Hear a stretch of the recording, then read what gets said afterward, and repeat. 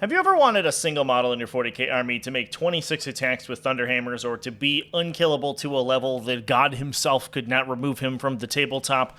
Well, I have good news for you, because through the profane power of chaos, all things are possible. What's up, folks? Welcome back to TacticalTortoise. My name is Trevi, and we are back talking about Chaos Demons. The entirety of the 9th edition Chaos Demons Codex has been fully spoiled. You can click the link on screen right now to watch my review of the Codex. I'll also put it in the pinned comment in the comment section down below, but we're continuing to cover sweet combos from the new book. In the last video, I covered some insane damage you can do with the small and diminutive Tzeentchian horrors, but today, we're going to be talking about something a little bit bigger, and no one does bigger better than the Blood God Khorne. The 9th Ed Chaos Demons Codex is very much the Greater Demons show, with insane bonuses, abilities, and sick combos for all of the big stompy boys of the faction. So finally, those super cool models that everyone's been hoarding in their attic since the annals of 8th edition can be brought out and see some table time and make great centerpiece models. And speaking of combos, some of the most insane of those combos belong to Bloodthirsters. So what exactly makes Greater Demons so great? Well, on top of being enormous monsters with stat lines approaching those of Titans themselves, they're also characters with access to relics and warlord traits like all characters have. The one downside to keep in mind is that demons only have access to a single warlord trait. So, if you choose a Greater Demon to be your warlord, which you must do if you're including any in your army and you do not have Be'lakor, that Greater Demon has to have your warlord trait, and it shuts off access to any other warlord trait specific combos that you want to turn on elsewhere in the faction, including having Be'lakor in your army as a Supreme Commander in a Supreme Command detachment. The big upside, however, is that Greater Demons also have access to an additional upgrade called Exalted Abilities.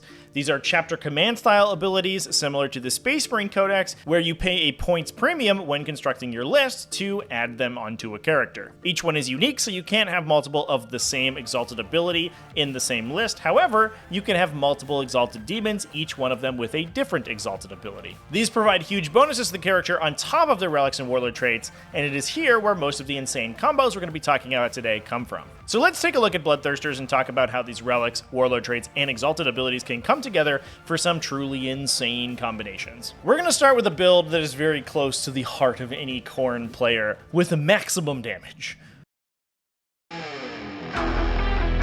The Bloodthirster profile is already very offensively oriented. At their top bracket, these guys can make up to 8 big strike attacks for D3 plus 3 damage if they're equipped with their Great Axe, or double that for 16 2 damage attacks. This is already great, but how silly can we push this damage? Turns out, pretty far. The first effect that jumps out is called Master of the Blood Tide. It's an exalted ability that provides an Imperium sword style of effect, granting the Bloodthirster +1 strength and attack the first round of each combat it participates in, and bringing the potential sweep attacks it makes up to 18. We can compound this with the incredibly evocative Glory of Battle Warlord trait, which adds an additional base attack to begin with a bonus of up to 2 depending on how many enemies are within 3 inches of the Warlord. Unfortunately, the highest tier of this ability, which requires 11 or more enemies, similar to a blast effect, will be almost impossible to achieve. But we can probably set up situations to net a total of 2 extra attacks for a grand total of 11 swings or 22 sweep attacks. This can be improved even further with external effects, like the Coronate Warpstorm effect for an additional attack, and a Nearby Scarbrand, improving that total of base attacks up to 13 or 26 sweep attacks. But that's of course not all. After all, a 2 damage sweep attack is a paltry sum, far too pedestrian for a glorious Skull Reaper of the Blood God. So, on top of that, we add a relic weapon, Argath the King of Blades, an upgrade to a generic weapon that allows it to ignore attack modifiers and, more importantly, gives it +1 damage. Now, as far as I know, and I'm definitely prepared to be wrong here, although I have scoured the rules appendix as far as I can see, because the relic upgrades the characteristic of the weapon, and the weapon has multiple characteristic profiles, both stat lines are going to benefit from the increased damage. This gives the Great Axe the option between 13 D3 plus 4 damage attacks, or a staggering 26 3 damage sweep attacks. From here, the next challenge is pretty simple. It's just finding a profile that this Bloodthirster does not kill. The sweep profile is perfectly suited at cleaving through heavy infantry, and on average kills a casual 9 Terminator equivalent models. Especially solid since the relic weapon's modifier ignoring effect cancels out defenses like the Black Ruin of Damnation that Chaos Space Marine players love to put on their big Terminator bricks. Leviathan Tyranid warriors with their permanent transhuman effect are wiped out entirely unless they either have their damage reduction or invulnerable save from a zone throw imperative active. And the same unit out of any other Hive fleet needs to have its damage reduction available to avoid losing an entire 9 model squad in one swing, even through its invulnerable save. Even Deathwing Terminators, one of the toughest units in the game with insane saves and a built-in transhuman effect, still lose 5 models on average to the Bloodthirster's frenzied attacks. And that is all without calculating the additional mortal wounds that Bloodthirsters can inflict at the end of each fight phase they participate in.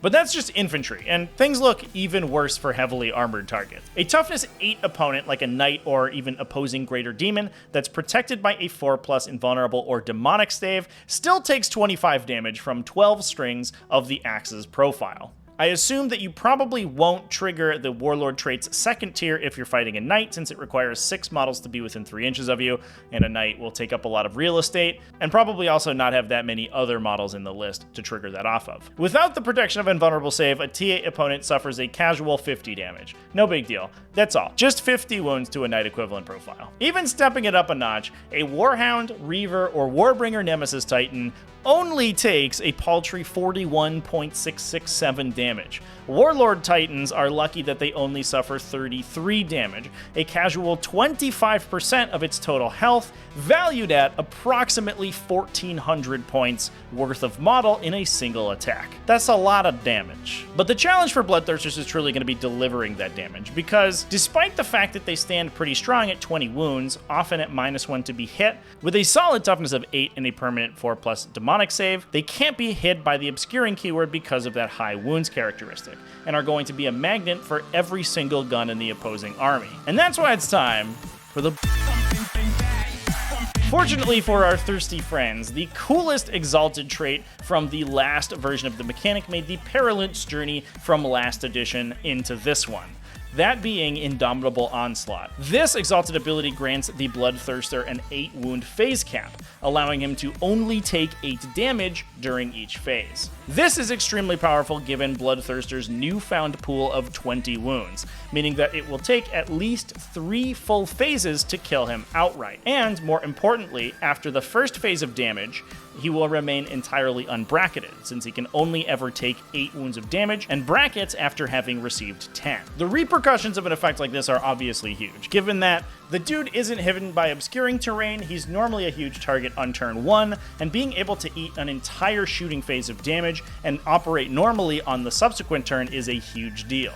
Additionally, if you're up against an army that operates normally in a single phase, like Tau or Astra Militarum for example, killing this dude becomes an absolute nightmare, since it will likely take 3 entire shooting phases to down them. But there are effects that make phase cap abilities like this incredibly stupid. So let's see how many we can jam together on this guy to make him as impossible to kill as we can. The first is the Warlord trait Brazen Hide. This gives a 5+ damage ignore roll to the Bloodthirster, fizzling approximately 1/3 of incoming attacks into him. Now, mathematically, this just adds about 10 wounds to the character. And this is actually a little anti-synergistic with the phase cap, since the damage that gets ignored doesn't count towards that cap. So if you save a wound, your opponent will just have to keep attacking the Bloodthirster until 2 wounds are fully converted over. Basically, on average, think of it as your opponent having to deal a total of 12 damage to get through your 8 wound phase cap, since, more often than not, 1/3 of their incoming damage is going to get ignored by the Brazen Hide Warlord trait. That said, these are still attacks that model is taking away from the rest of your army, and there is the off chance that a spike of 5+ saves prevents your opponent from reaching your phase cap in a turn,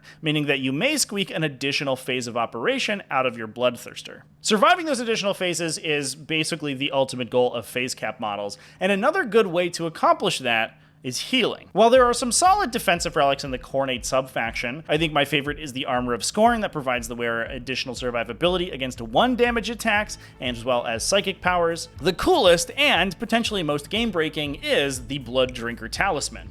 This allows the user to regenerate wounds on a 5+ each time it destroys a model in the fight phase. While the effect is inconsistent and requires the user to be fighting enemies it can kill in large numbers, and caps at 6 wounds regenerated per phase, it has the capacity to combo with the Bloodthirster's already impressive defensive stat line, and the 5+ damage ignore roll from Brazen Hide to get that extra phase of operation out of Indomitable Onslaught. Over the course of healed wounds, and wounds that do not reach the phase cap at any point, you just need to save 5 damage over the course of an entire game to get that extra phase of action out of the Bloodthirster. Any additional wounds that you do retain just keep him harder to kill and prevent him from being bracketed longer. If you need some extra oomph to get across that 5 wound finish line, don't forget about the Dark Invigoration Warpstorm effect that heals D3 wounds on any demon unit at the start of the morale phase. If you wondered why this effect cost a whopping 5 Warpstorm points, this is probably why. Also, pre-command phase objective stealing is pretty big deal too.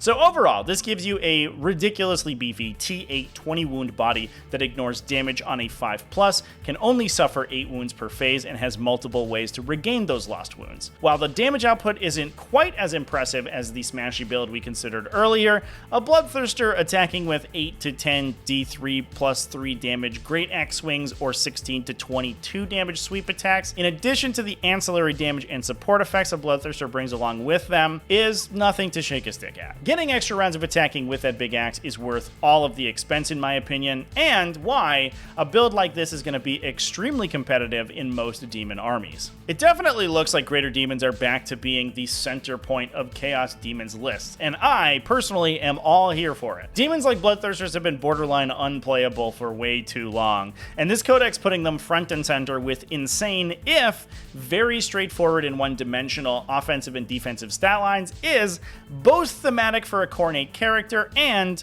awesome for the faction as a whole. I appreciate that they're not jammed to the gills with rerolls and awkward defensive effects, because that's not very Khorne. Just having good saves and being relatively difficult to kill while hitting like an absolute Mack truck is emblematic for a demon enacting the will of the Chaos God of hitting people with enormous sticks.